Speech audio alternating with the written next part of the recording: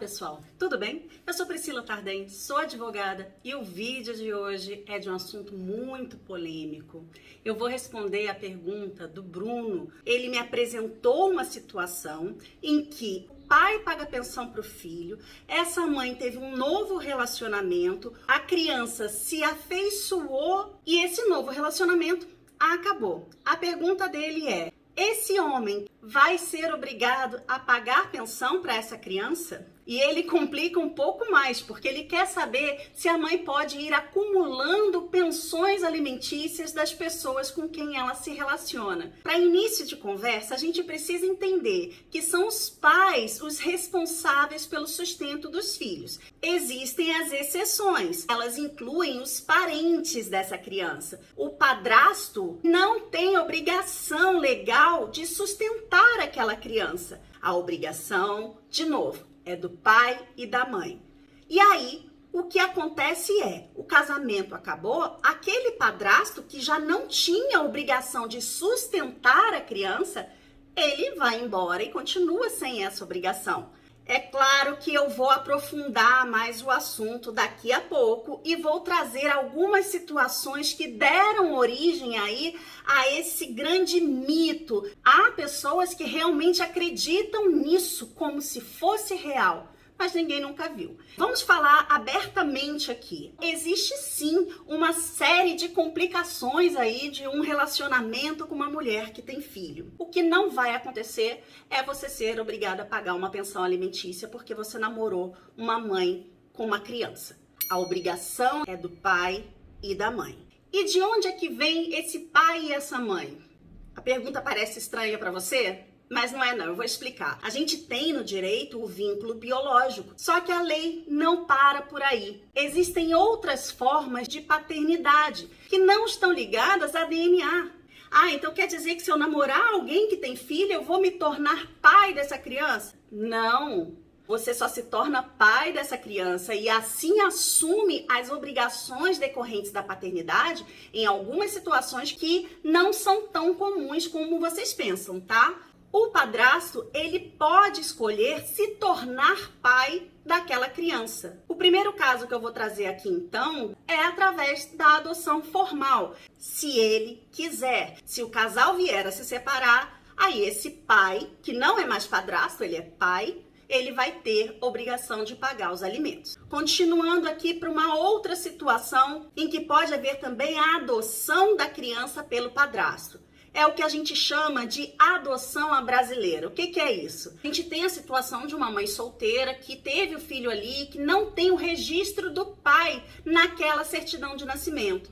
Então, o padrasto, sabendo que não é pai, ele pode ir ao cartório e se declarar pai dessa criança. Então, esse aí seria o jeitinho de você se tornar pai de uma criança sem grandes burocracias. Sabendo esse padrasto que não é pai biológico da criança e ele faz o registro mesmo assim, isso é para sempre. Não pode esse pai depois falar, eu desisti, eu não quero mais não. Ele vai assumir todas as responsabilidades de um pai.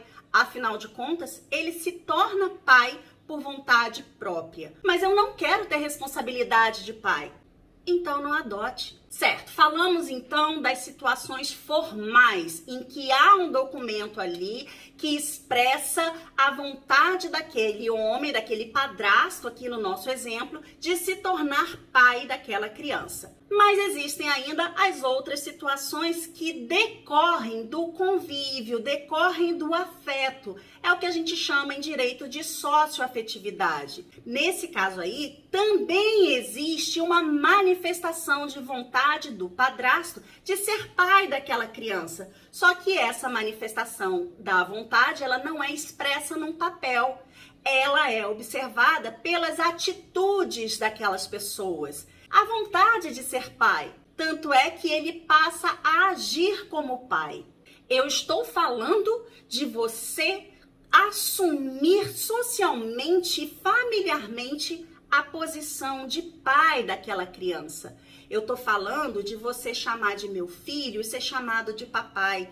Eu tô falando de você apresentar essa criança para todas as pessoas como seu filho. Esse afeto, essa vontade de ser pai e filho não pode ser unilateral. Não cabe somente a criança querer ter esse homem como pai. E agora eu vou entrar um pouquinho na teoria. O que gera aí esse vínculo socioafetivo entre um pai e um filho é o que a gente chama de trato e fama. Trato é o pai tratando aquela criança como filho e o filho tratando aquele homem como pai. E aí não basta, por exemplo, ser só uma coisa entre eles. Esse aqui é o marido da minha mãe, esse aqui é o filho da minha esposa. Aí provavelmente não há a intenção de formar esse vínculo de paternidade. Eles não se veem como pai e filho. Eles podem até chamar, meu filho vem cá, papai faz não sei o que para mim. Isso aí pura e simplesmente não gera a paternidade socioafetiva. É algo que vai muito além disso. E aí a gente precisa observar caso a caso. O padrasto vai deixar de ser padrasto a partir do momento que ele passar a ser pai. E quando que ele passa a ser pai? Quando há o trato e a fama. Ele vai fazer tudo o que um pai faz.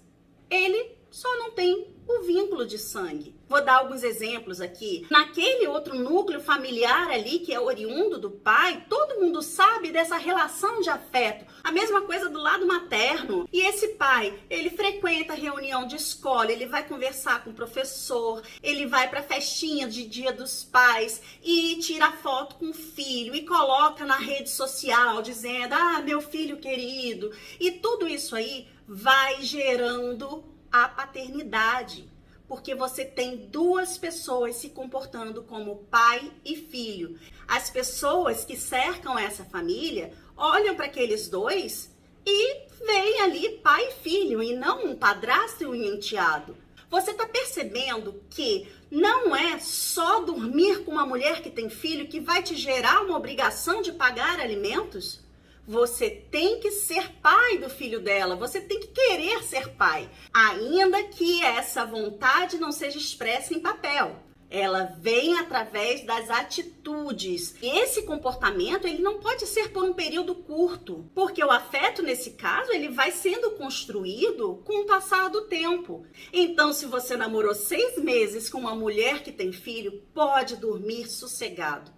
Você não vai ser pai do filho dela. Um outro exemplo aqui, se você viveu 10 anos com a mãe daquela criança, mas você não via essa criança como seu filho, você via simplesmente como seu enteado, você não é pai.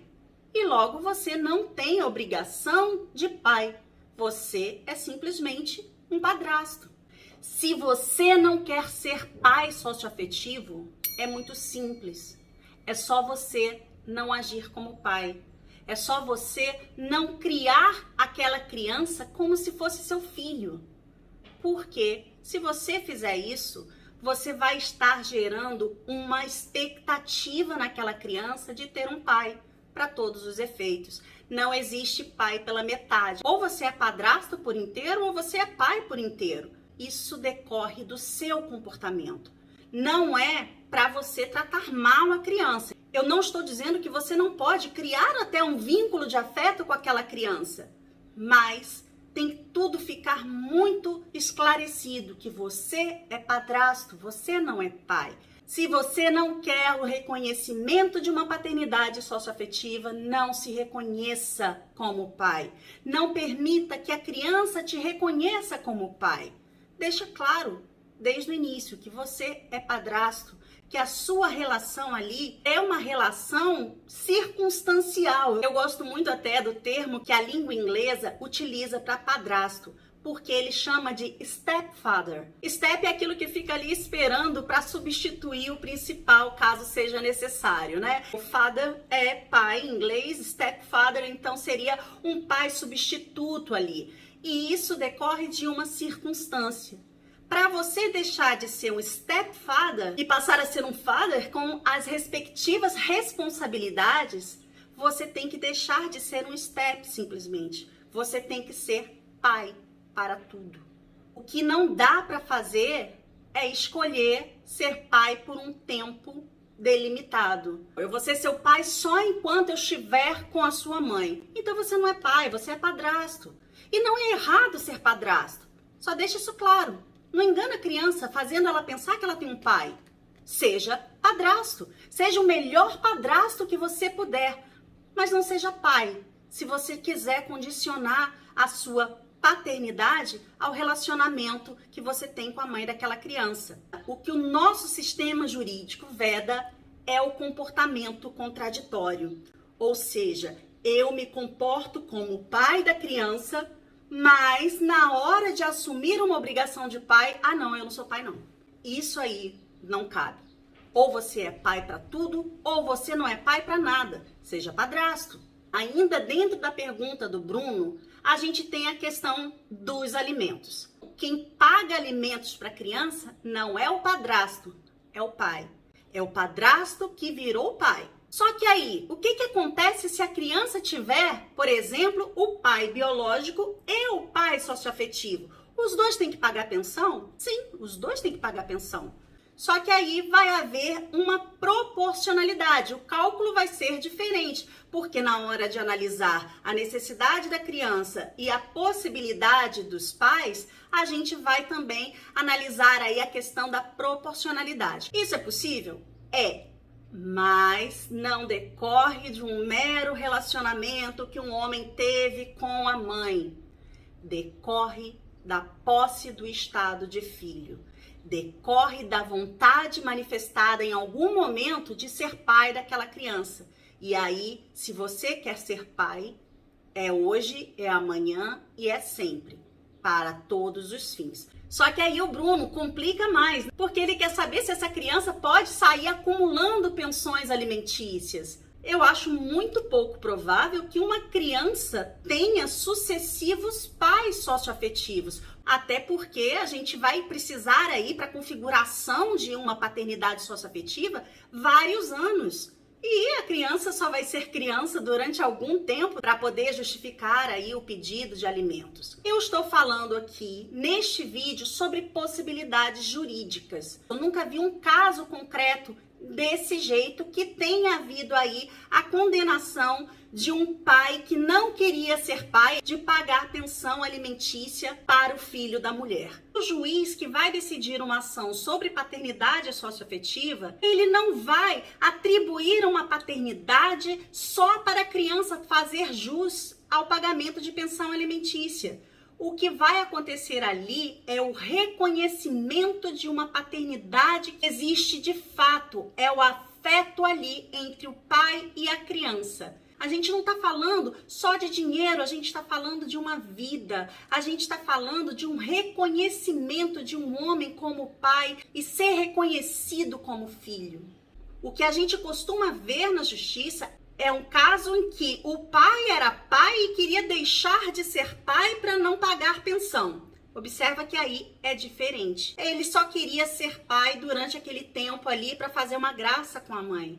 Aí sim a gente vê sentenças que não permitem a desconstituição daquela paternidade. Uma vez pai, sempre pai. E sendo pai, ele pode sim ter obrigação de pagar pensão alimentícia. Agora, para finalizar, eu juro, eu quero só fazer umas observações aqui. Eu falei o vídeo todo de paternidade socioafetiva, mas o termo correto para falar do assunto seria parentalidade socioafetiva, porque paternidade remete só a pai e existe a possibilidade de haver uma maternidade socioafetiva também. O primeiro caso de multiparentalidade que a gente viu no direito brasileiro é de uma mãe que buscou o reconhecimento da maternidade socioafetiva do enteado. Mas eles pediram para não excluir a maternidade biológica. Ele queria acrescentar mais uma mãe, porque na verdade ele tinha duas. E ele quis ter isso no registro dele. Se eu não me engano, foi no interior de São Paulo, lá mais ou menos para 2012, 2014, alguma coisa por ali. E a partir de então passou a ser possível você ter uma pessoa com duas mães e um pai, dois pais e uma mãe. E só para ilustrar também, a gente tem decisões dos tribunais que reconhecem a paternidade socioafetiva